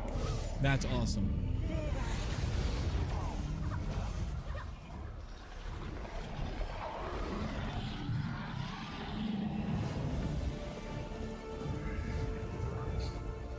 Right? This would be great to play with your friends.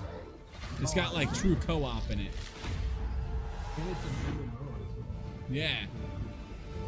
So definitely keeping our eye on this for sure.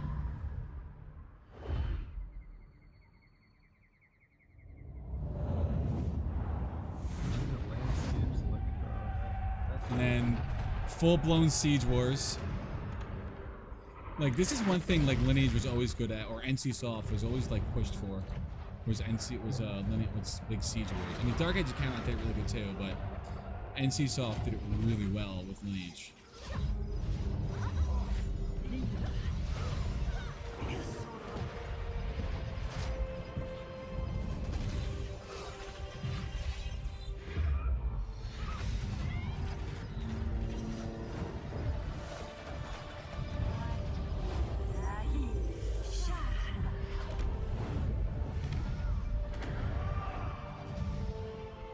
This looks insane.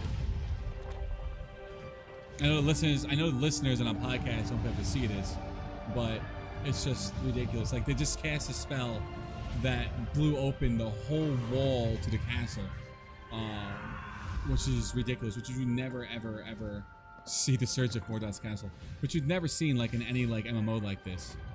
And then, you know, they finally break into the castle to come fight like the queen. And I guess once you take it over, it becomes you become the leader of that castle. Maybe, I'm not sure. It's just looks amazing. And Des, I thank you for sharing this with me because I'm so excited for this.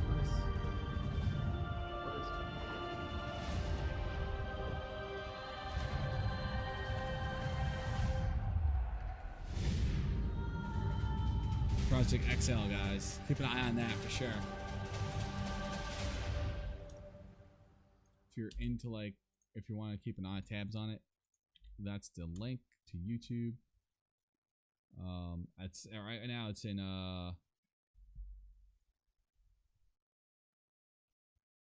I think it's the Lineage Internal remake is what they're saying. Dude, if that's in Lineage Internal remake, that'd be so awesome. That's the article. Oh yeah. Because Lineage was just one of my favorite games. It was so good. How's this coming up? This game looks like yeah, make your fear explode. The one that looks interesting. It looks really good though. I'm very excited for it. I need to upgrade my PC. That game looks like it make my computer explode. You'd be surprised, man. You'd be surprised. I'm pretty sure that your computer probably can play through it, man. Drop the settings. Potato mode. It's funny. Nah. Oh man, good stuff, guys. I don't think I like that, to be honest. No. So that's one of the last topics of conversation I want to talk about is the overall state of the wow, talking's difficult right now. The MMORPG genre. What do you think the state of genre is? Like, what do you think does? Like, where do you think we are with this? Like the whole MMO genre? Because I feel like it's been kind of fading. But I don't know. What are your thoughts? I personally think it keeps going back and forth. Like, it keeps, how do you say it? It keeps going towards the right direction, but then it slowly gravitates back to it not being as good as it is. It's hard to explain, but I personally think if companies keep up with, like, let's say, like, I'm pretty sure, like, eventually a lot of companies will start coming in and making good quality games, but a lot of them anymore definitely feel pretty dry, and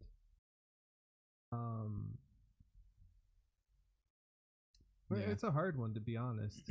Yeah, I think I agree with Current. I think it's a less dead genre than a lot of people think.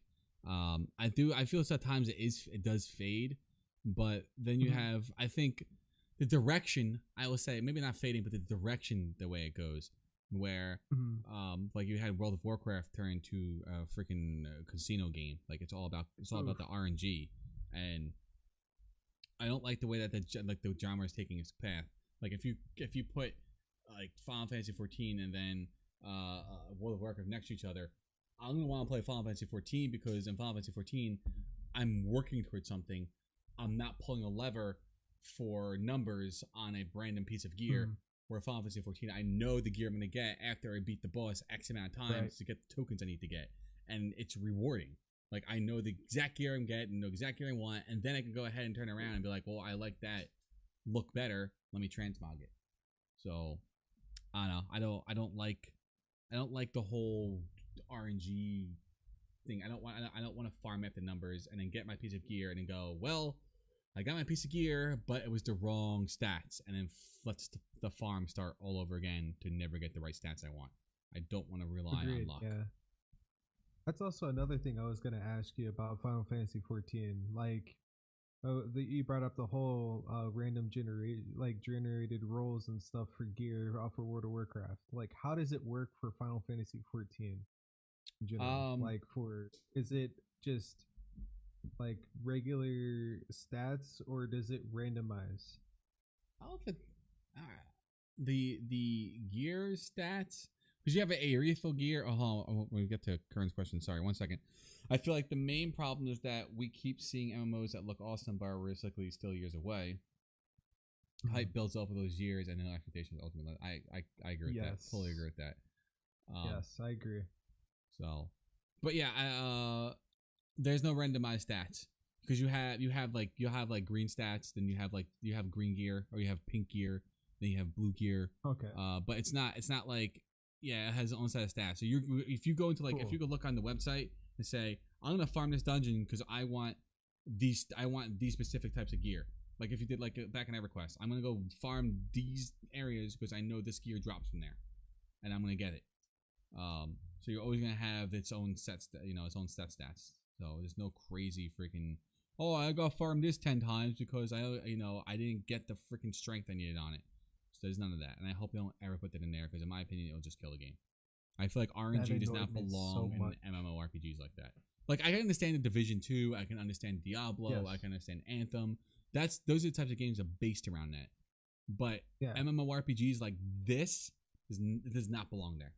Gear has the stats, and then they often have slots to put materia in. Yeah, you can put materia in them to like give yourself more direct hit. Like you're a dark. Yeah. Just kind of now, like that jamming annoyed me so much with World of Warcraft in general, with the whole random roll system, especially when you're trying to farm for like a piece of gear that you're trying to farm for a certain character, and then each week you have to literally wait each week in order for you to try to get that piece of gear, and then it turns out to be something different each week. Like I didn't like the way that they implemented the system for that. I mean, in a way it makes sense, but then because it makes it fair for everybody. But I think everybody should be at least, guaranteed to get at least something in general. It doesn't matter if it's like, a piece of gear that you're trying to go for or anything like that. It's just, it should be to where somebody should be able to guarantee to get something out of like a raid at least once, or because there's times where you can't even get anything at all. Yep. You know what I mean? And that near the end of Legion, I was just feeling it. Like I ran Legion, I don't know how many times, and then you're running this one dungeon, you finally get your gear that your gear that you're looking for, that drops, but it's not.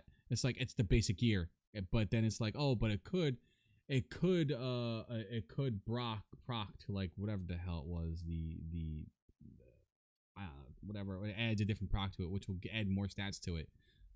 There is no inside gear. You're always just climbing to get the next stat on that gear, or it's just silly. Where Final Fantasy 14 or games like EverQuest, there was always that end in sight. Like I'm gonna get the best gear, and then at the end of the day, it built that gear lust. Like people are like, oh my god, where'd you get that gear? Look at that sword, that's so badass. And people end up wanting to work for it. Now everyone get the same weapon, it just has different numbers on it. Like who cares? Like I don't. Right. There's no sense of accomplishment for me in that. And when I'm playing an MMORPG, I want vertical progression, and I want to feel stronger. and I want to feel like I'm actually working towards something. I don't want to have to keep rolling on numbers. And that's where I feel like the state of the genre, where if you look at World of Warcraft, what other games do it? There's a few other games that do it. World of Warcraft is only like big MMORPG I can really think of doing it. That make that whole like, oh, we're gonna roll on numbers because that's fun, and it's not. And I hope that the genre doesn't keep doing that because, in my opinion, it kills games. It kills games like that. Like it just takes away from the whole progression feeling and sense of accomplishment. Right. So the problem with the WoW system is there is no end sight with the gear progression, from what I understand. Yeah, I played it for years, and then Legion was seriously became World of Casino. You know, roll dice, and hopefully you get the gear you want. And if it doesn't, and because it was sad. You played WoW, right, Des? Yeah, of course. I've played it since the beginning. Yeah, since the beginning. It's classic.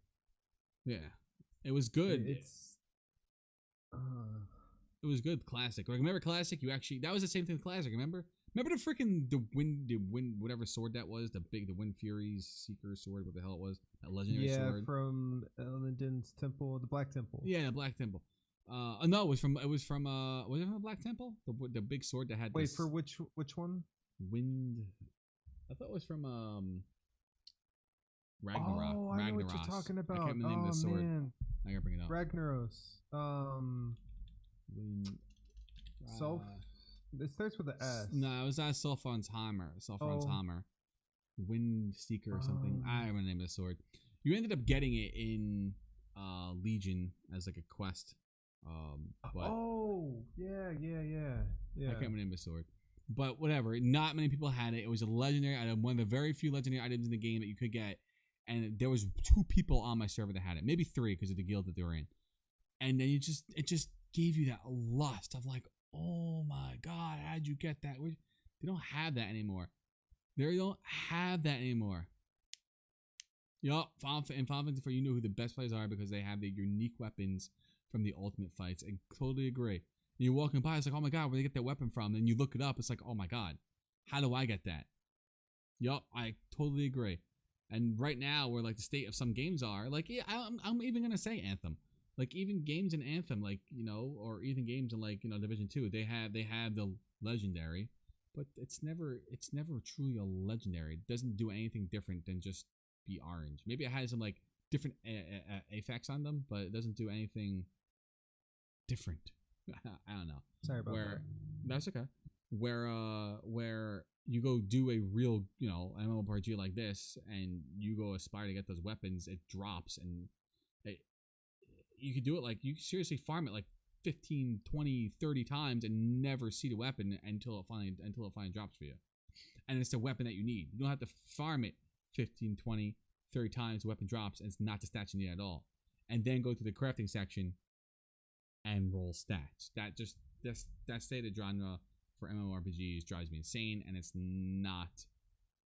that to me is not gaming. That's just roll the dice, go to the casino. At that point, what's the matter, doggy? Yeah, I think the last expansion that I really enjoyed from World of Warcraft, I'm pretty sure a lot of people would agree with me, it would be the Wrath of the Lich King. That was a great expansion. Wrath rocked, but it also made a lot of Wrath babies, but Wrath rocked. Yeah. But then like Wrath and Legion were probably my 2 favorite Xpacs. They were really good. Yes. But then Legion just started taking a weird turn, and then whatever the hell this expansion now is just trash in my opinion. I don't like the expansion. I'm just gonna say Mist and Cataclysm never existed. Pandas? What's a panda? I mean, don't get me wrong. The monk class, it was decent. Oh my god, definitely new.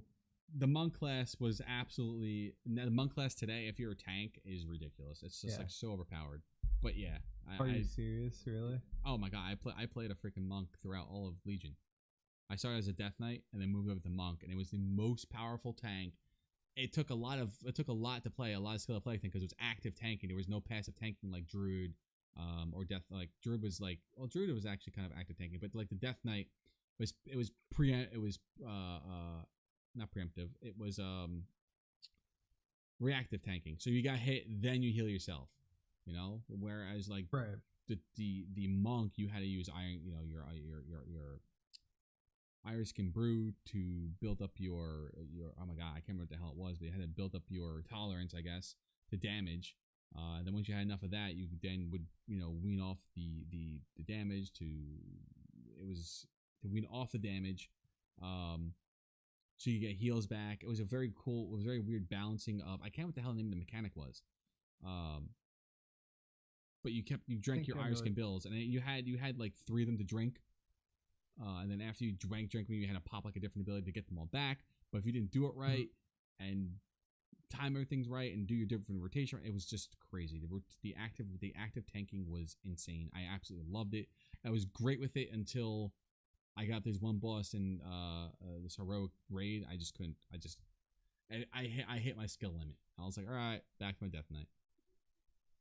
So, but the people who tank, like the top end tank, they usually ran monk and druid or 2 druids because they were just overpowered. Yeah, druid used to be one of my favorites. That and DK. DK back in Wrath. Oh my god. Oh my god, they're so overpowered. They didn't die. They still don't die. Exactly. Especially blood tanks, dude. They like lived forever. You going, if you played them right. Yeah, it's crazy, and they still don't die. But I don't know. That's where I feel the state of the genre is. So, and it's, you know, I think everyone has their own opinion on the state of the genre, but I think overall it's doing well. It's doing well. I'm looking forward to a lot of games that are coming out for it. So we'll see how it goes. There's tons and tons of MMO games that come out almost every year. Oh my god, there's tons of them, and I can't wait to, like, I want to play them all. I just don't have enough time to play them all. Yeah. But oh well. But I think go ahead. I'm sorry, man. No, it's okay. I just found out the people that made PUBG is making an MMO. Yeah, they are. What MMO are they making? I've seen it too. I can't think of the name of it though. It's Ascent Infinite Realm. I just found this out like earlier, and it looks interesting. No, bring it up. It's really interesting. Oh my gosh, this is my wrong account. Power up your summer with Ads. Mute the ads. Mute it.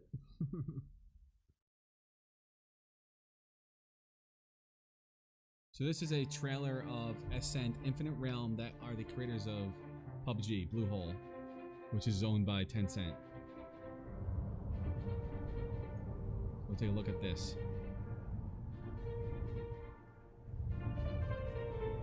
Oh yeah, I've seen this. This isn't out yet? I don't think it is. It just came out. Yeah, it says to be announced. So it hasn't come out yet. I think they want to stabilize it because I see how funny it was.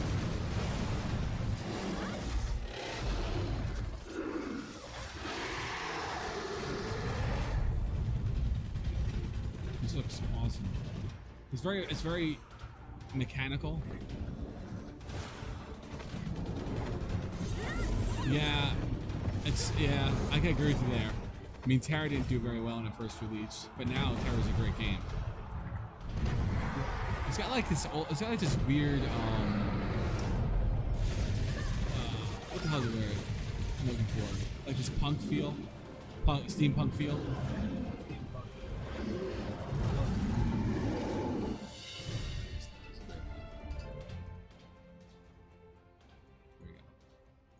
A very steampunky feel to it, mixed with like fantasy. It looks pretty good. You know this would be complete, but yeah, I think it would be. I don't know.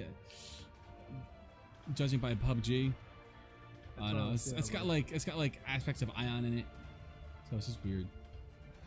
The only problem with like your own stuff from the ground up for like houses, that's pretty cool. Yeah, it's cool. Like it looks very cool. I've seen this before. Like I don't know, it looks neat. The jumping puzzles look cool. You got like your own airships and stuff.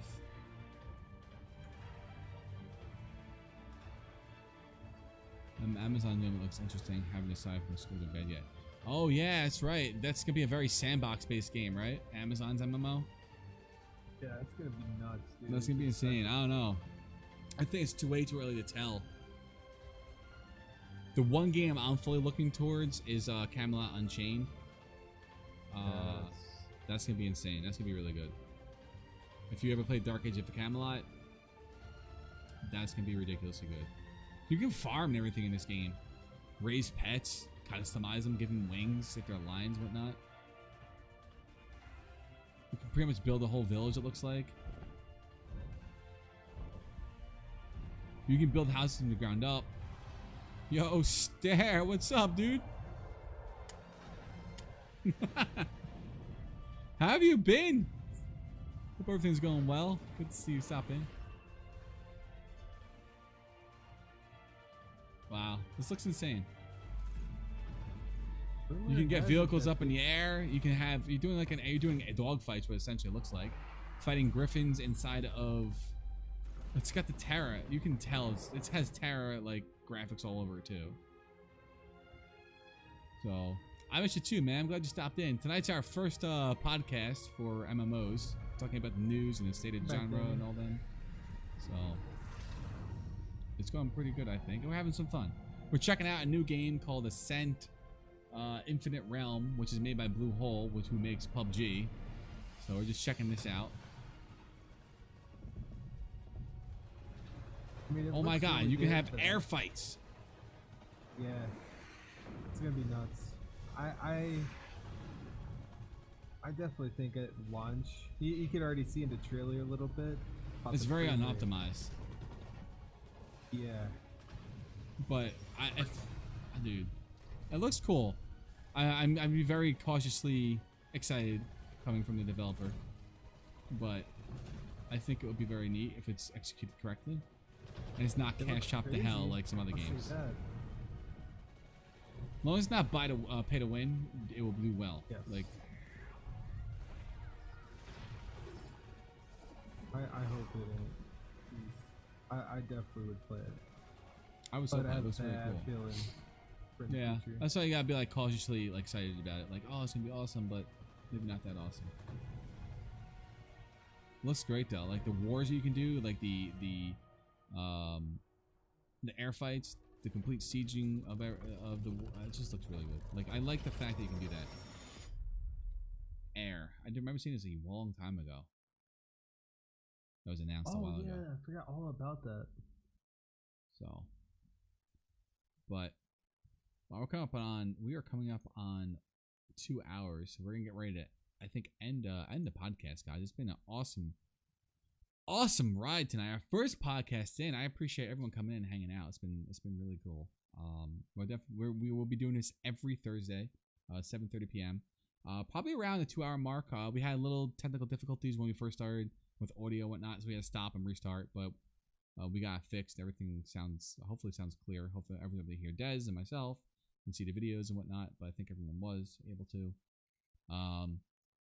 So we're just gonna close again and just make sure where everyone can find each other. So Des, where can everyone find you again? Just spat that out there. I'll also have it down in the YouTube description and the podcast description where people can link you. But just go ahead and say it again so people know where you are. All right, everybody can catch me over on dlive.tv/Deseptus. I'll be posting a link right here. That is dlive.tv/DESEPTUS. And if you guys definitely are not following Ryven, make sure you definitely drop him a follow. He's a great person and an awesome dude on here on DLive as well. Be sure to definitely check him out fully. Appreciate it, dude. Yep, and I'm on DLive as well, as you can see. dlive.tv/RivenMDR. I'm gonna go ahead and drop some links in here as well. This is gonna be Overtone. If you are checking out, we did all our audio tonight through the Overtone app, which is an up and coming new like gaming focused community app. So overtone.app, you can actually go check out the website or check out the link there to join our Overtone community.